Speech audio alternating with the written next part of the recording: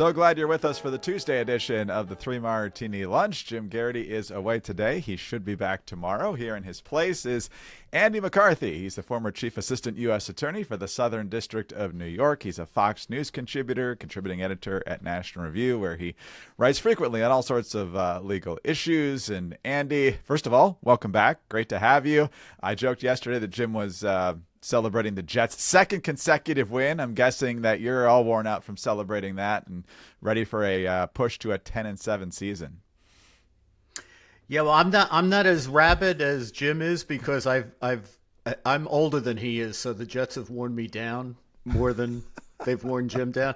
But I was going to ask you, like, if the Jets beat New England on Thursday night, which I really don't see happening, but how many days is Jim going to take off then?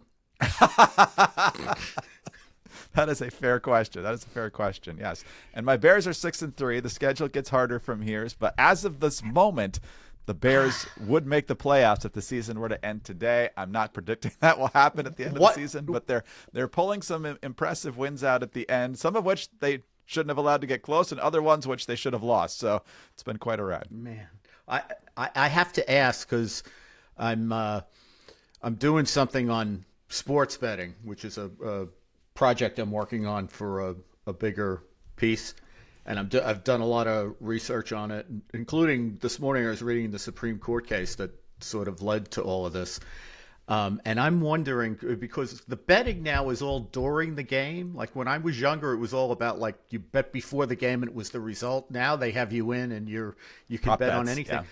Yeah, I wonder what would have been the odds against the Bears coming back to beat the Giants. Let's say 5 minutes left in the fourth quarter. I mean, it would have been pretty steep, right? I would think so. Yeah, down 10 with 5 minutes to go is not exactly a reason for optimism, but they got it done. But we're not talking about that in our main martinis today. We'll be talking a little bit about the ongoing concern about Chinese nationals, most of them, if not all of them, with connections to the CCP, gobbling up land in this country, and some of it is dangerously and nervously close to sensitive U.S. military installations. We'll be talking about that. We'll be talking about what to do now, assuming the House comes through here and gets the government back open officially. What to do about those Obamacare subsidies, those emergency subsidies during COVID on top of the previous subsidies. Should those actually continue? What should happen to those things? And then we'll also talk about the fate of Chuck Schumer, who was pretty much roundly hated by the left for not having a shutdown several months ago. Now he's roundly hated for allowing the shutdown to end the way it is this time. So the tears will be flowing mightily for Chuck Schumer later in this podcast, Andy. Yeah, I don't know why bad things happen to good people, but I guess we'll find. Well, anyway, we will find out. But first, let's talk about some legitimately good news, because when it comes to trying to diversify your portfolio and have yourself set up for a stable retirement, you want to diversify that portfolio. And when you're looking to create a stable financial future, check out Noble Gold Investments. And in particular, gold IRAs let you hold real assets in a tax-deferred or tax-free retirement account. Noble Gold, the #1 ranked gold IRA company 4 years in a row, with more than $2.5 billion in precious metal transactions.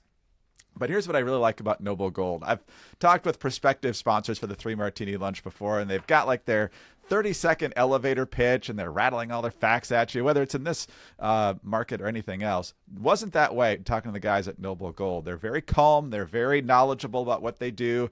They're not trying to rush you into anything, and they just want to help people get where they need to go financially. And so they've got a U.S.-based team available 12 hours a day, Monday through Friday and Saturdays, offering personalized and consistent service. They're easy to reach, and their pricing is clear and upfront. No hidden fees, no tricky fine print. They know the markets, they know the metals, they know the strategies, and explain them in a way that's easy to understand. You're not going to get hype and gimmicks with these folks, just honest, fact-based insights and clear options. And so take advantage of this limited offer. Open a new qualified IRA or cash account with Noble Gold and get a free 10-ounce silver flag bar plus a silver American Eagle proof coin. Visit noblegoldinvestments.com/3ML. That's noblegoldinvestments.com/3ML.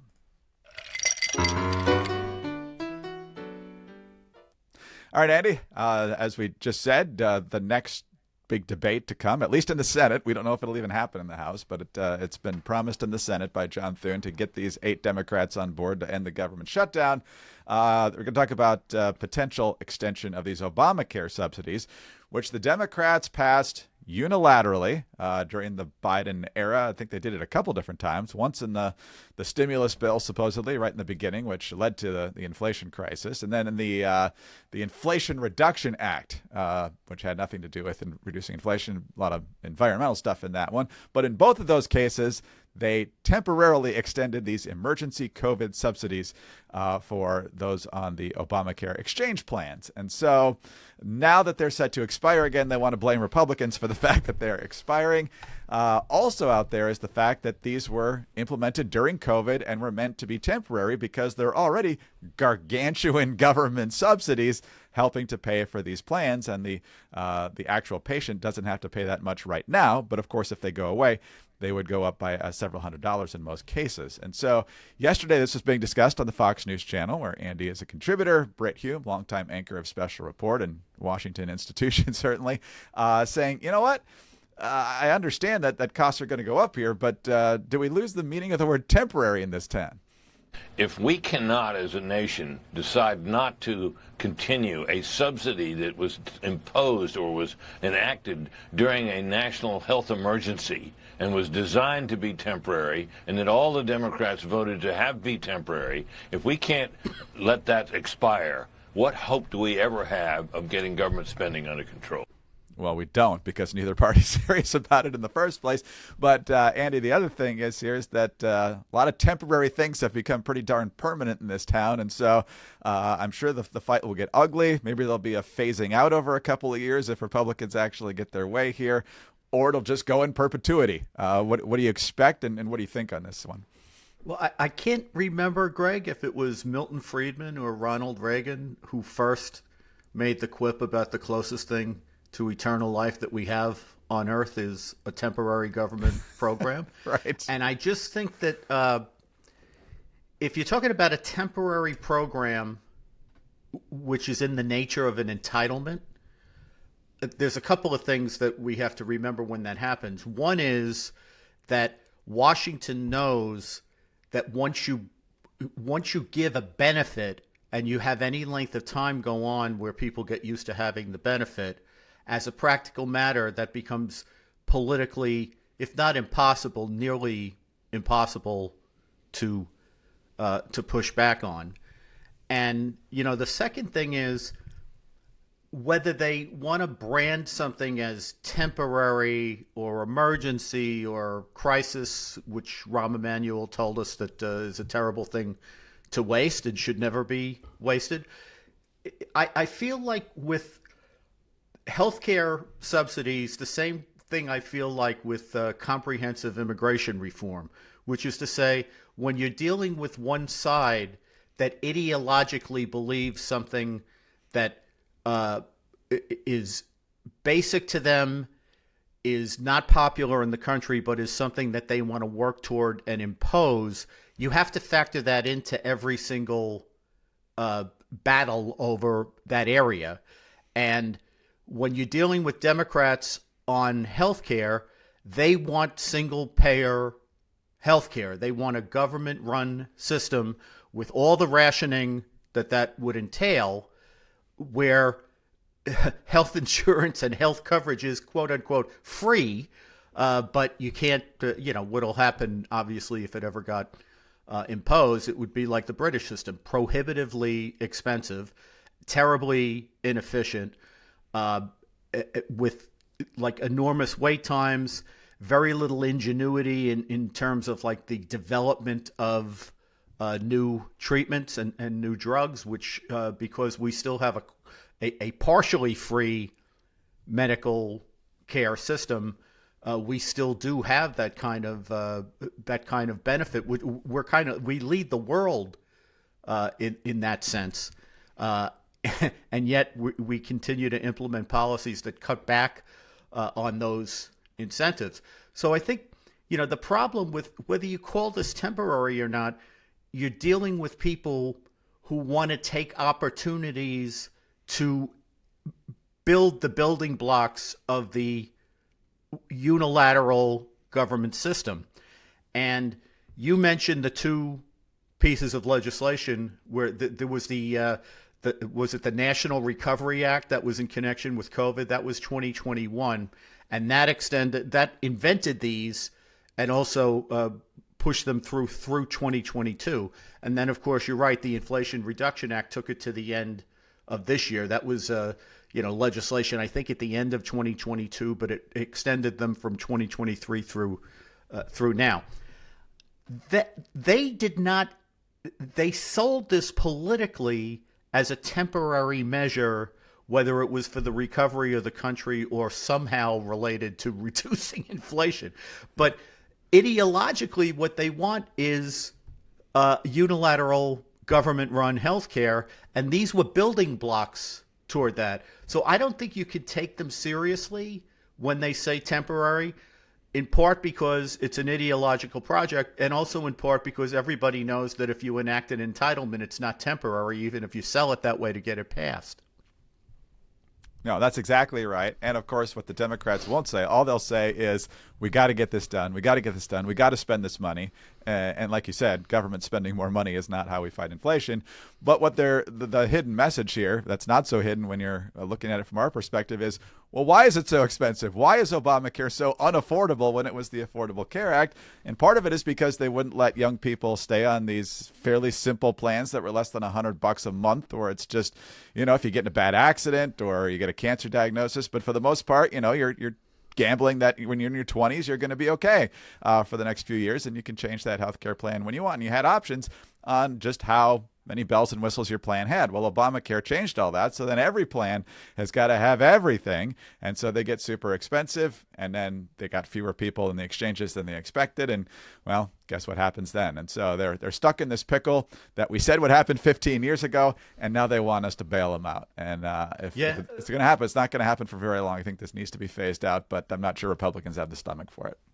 Yeah, well, but look what happens when they lack the stomach for it. So the two pieces of legislation we're talking about, I believe when the ball got rolling on this latest round, before the temporary measure, there were about 11 million people in the exchanges. There's now 24 million. Mm-hmm. There's a Kaiser Foundation study that says if you factor in the Obamacare Medicaid extensions, sure, the states that have bought onto that, the number of at least partially subsidized plans goes to 44 million.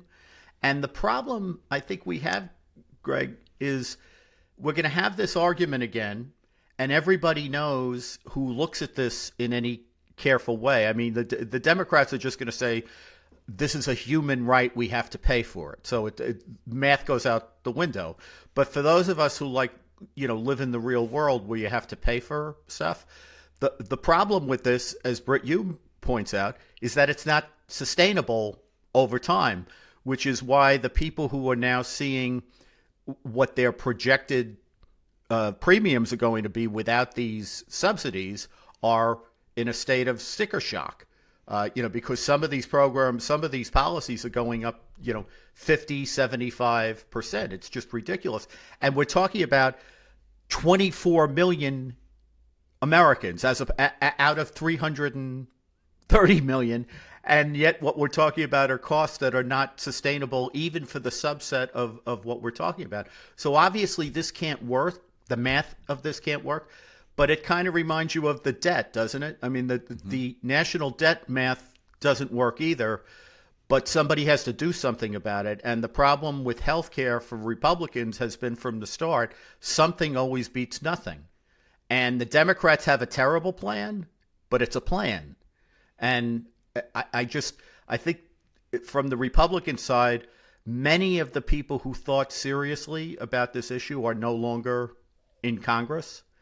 And since Trump took over the party, the Republicans have the same disease the Democrats have in terms of amnesia about mathematics.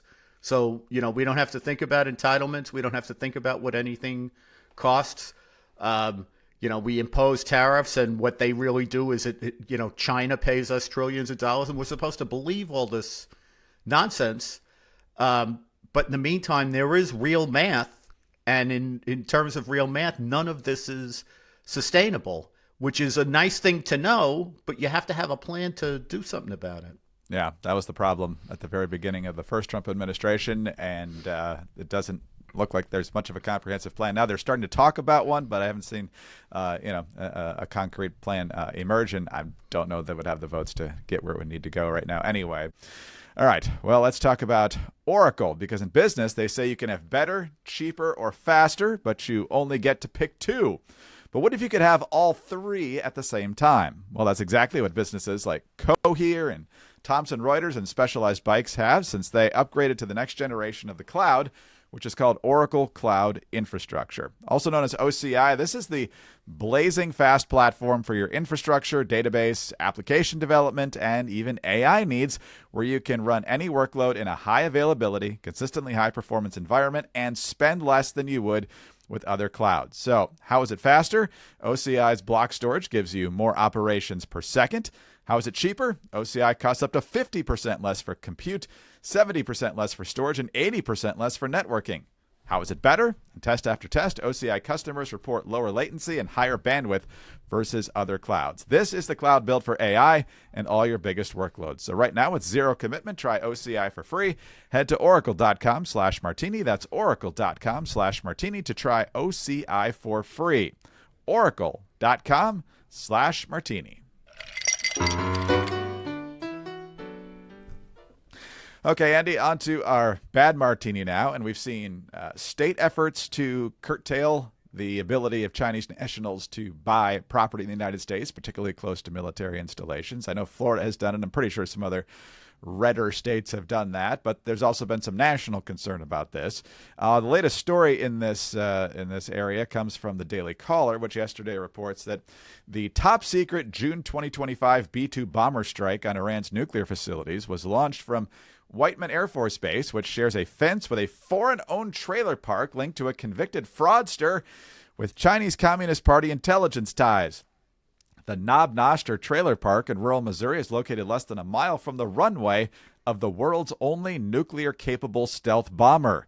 Business filings and social media posts reveal the RV park is one of several properties near U.S. military interests acquired by a web of shell companies which are ultimately owned by a couple who live in Canada and belong to organizations controlled by disgraced Chinese tycoon and self-described former CCP intelligence affiliate Miles Guo, according to a profile in 2022 from the New Yorker. And so that kind of web of shell companies makes this complicated, Andy, because somebody could look like they're legitimate, not connected to Chinese Communist Party entities as they're buying this property. So you got to untangle the knot while you do this. But whether it's state level, federal level, what options are there legally to make sure that our probably greatest foreign adversary isn't in a position to be right there next to some of our most sensitive military sites?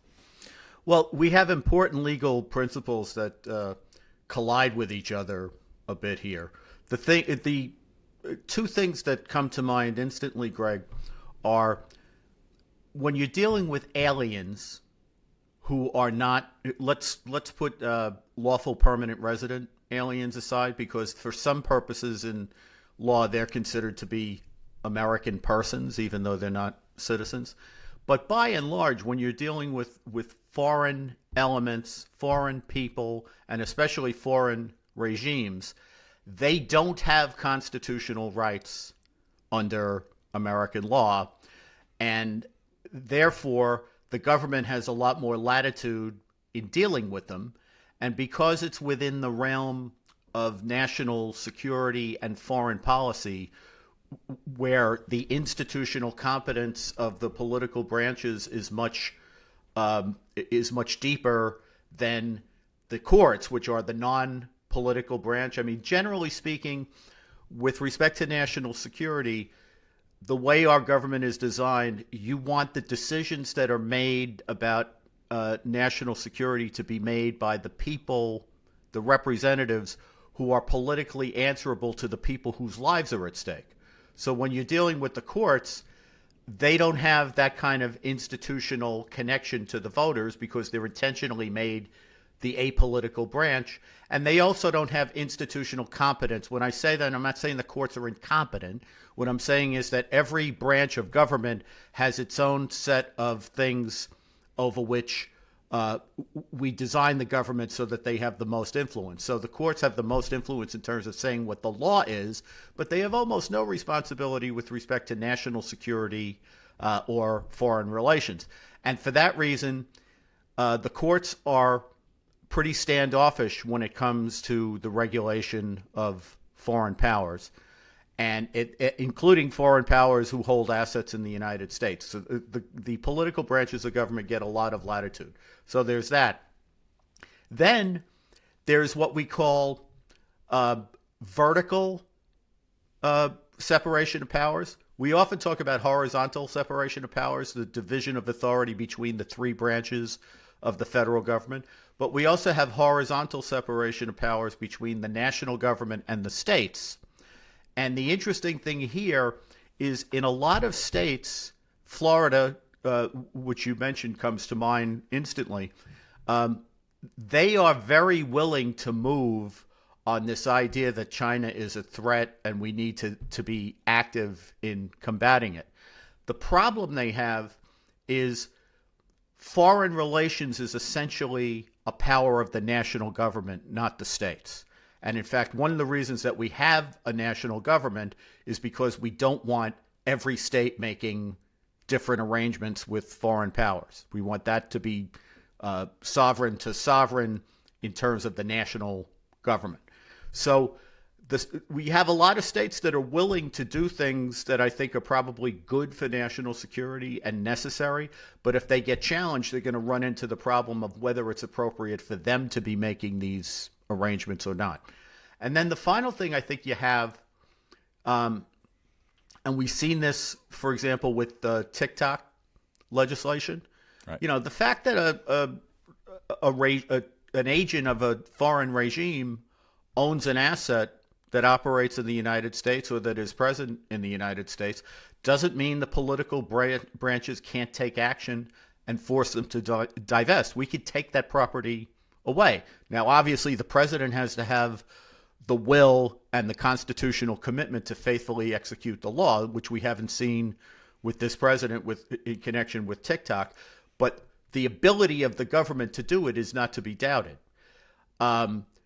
And then we have another process which is known as CFIUS for the Committee on Foreign Investment in the United States.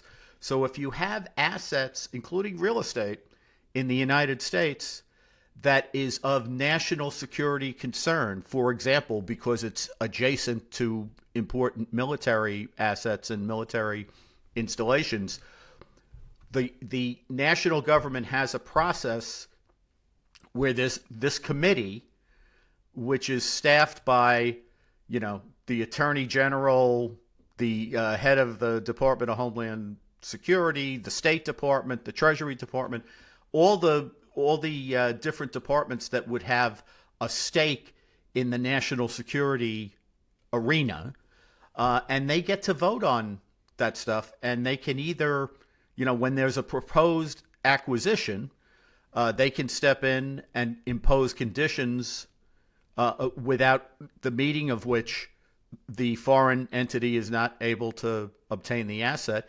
And they can also encourage the president to just void, the president has a lot of statutory authority. He may not be able to impose tariffs, we'll see, but he's got a lot of authority to prohibit transactions involving foreign actors and foreign regimes. So there's a lot of ability. I think we'd have to say it's undoubted legal authority that the federal government has to take assets away from foreign actors if we're troubled by it, and to prevent them from acquiring assets in the first place.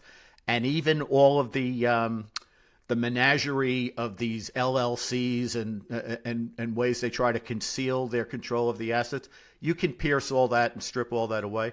But a lot of it has to do with political will. And I think TikTok is a pretty good example of a situation where Congress obviously understood the problem and the threat of China in terms of our national security and their capacity to collect intelligence. TikTok is an unbelievable intelligence operation for China. That's the reason they fought so hard not to give it up. I mean, it would have been very easy to settle that whole thing, except it's very valuable to China.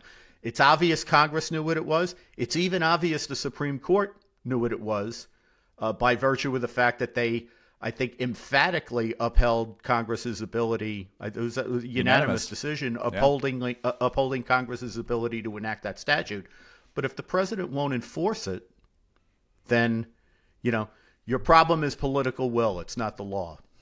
No, I agree with that. I think we're seeing that with the number of foreign college students that are being allowed in when they all have to report back, or at least they're supposed to, with what they have observed in this country. That doesn't seem like the best thing for our national security. And so, yeah, I would definitely like to see this administration get a lot tougher. I mean, China seems to be the most significant geopolitical adversary right now, and it'd be nice if it was treated that way. So anyway, well, we'll get on to some lighter fare in a second here, and we talk about the political fate of Chuck Schumer. But in the meantime, let's talk about OneSkin, great sponsor here for the 3 Martini Lunch. And OneSkin has just launched its limited edition holiday sets, which include the Nightly Rewind gift set, which is one of those rare gifts that's both impressive and actually useful, providing an upgrade to anyone's nightly routine, perfect for your wife, your mother, your sister, featuring their best-selling face moisturizer, their new peptide lip mask, and a cooling gua sha tool. I don't know if I'm saying that right, but each component of the set is designed to work together as your body enters its natural nightly repair mode,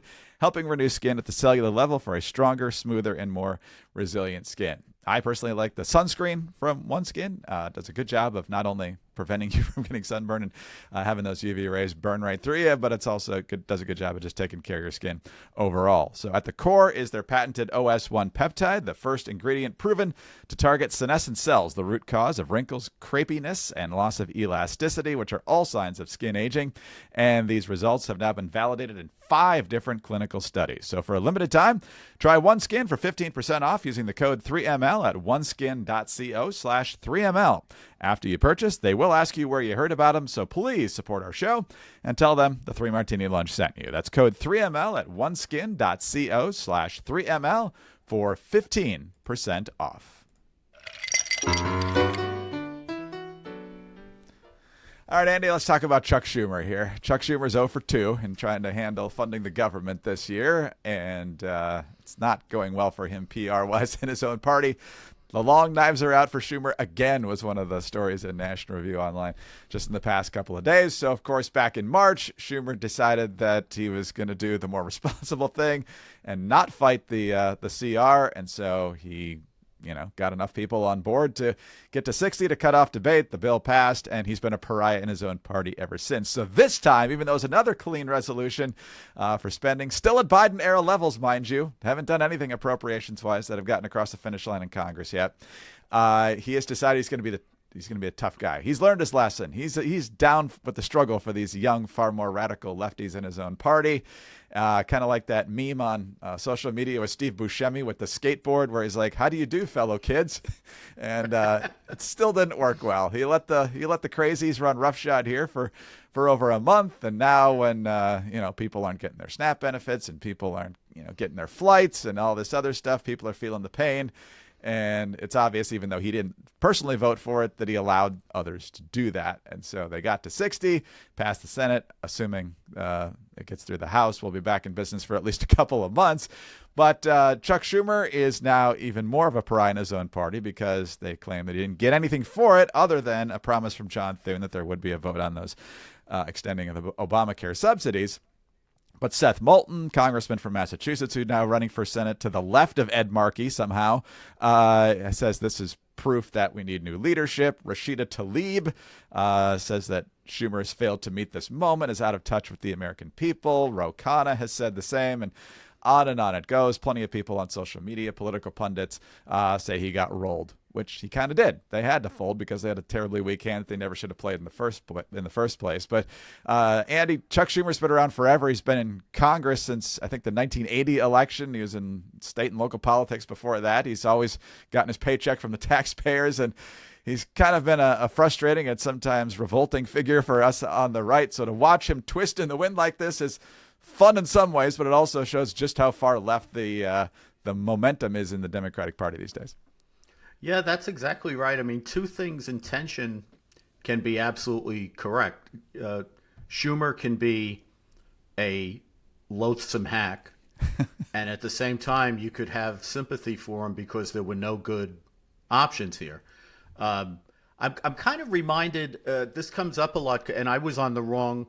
What history remembers, I don't necessarily remember it this way, but what history remembers as the wrong side of the big Republican shutdown debate during the Obama years, where Ted Cruz basically shut the government down over Obamacare, which is interesting to me because we just shut the government down, the longest one in history, over Obamacare, right? But now it's the other side doing it. But why is the other side doing it? Well, it happens that I believe, and I still believe, I believed at the time, it was not popular even at my own magazine to take this position, but I believe that Cruz was right. And I'm not saying that shutting down the government is ever a win proposition historically we could see it's not. But, there's some hills that I think are worth dying on. And what Cruz's position was back at the time was, if we don't stop this now, this is the point at which the tentacles of Obamacare start to spread through the system. And if it's not stopped now, we'll never be able to roll it back. And sure enough, we're never able to roll it back. He was right.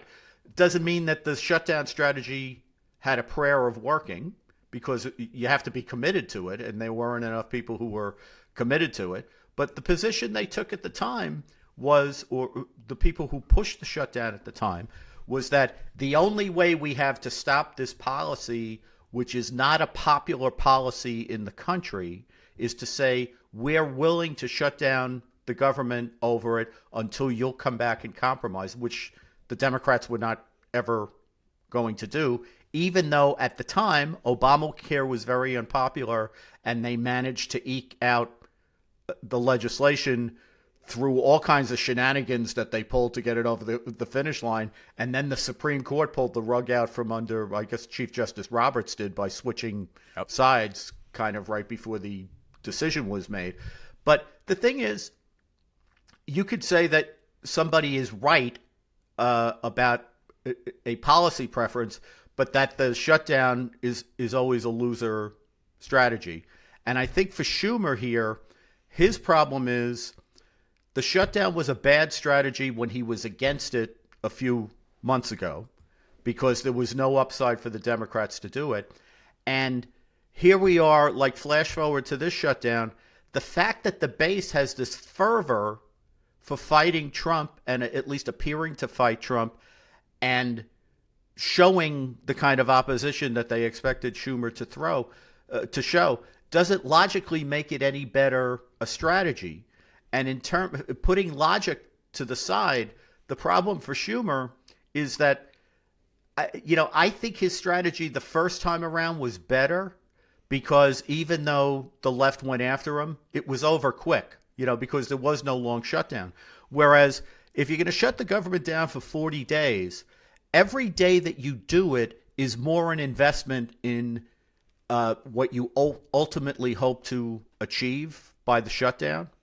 So the longer this went on, the more what was at stake became more visible and spotlighted for people, so that at the end of the day, when at the end of the shutdown where we now appear to be, if he hasn't achieved it after however many weeks it is of having the shutdown, it looks like more of a failure, when in fact it's really not more of a failure. It's just like you're spotlighting more your own ineffectiveness. He's the head of the party in the Senate that is in the minority.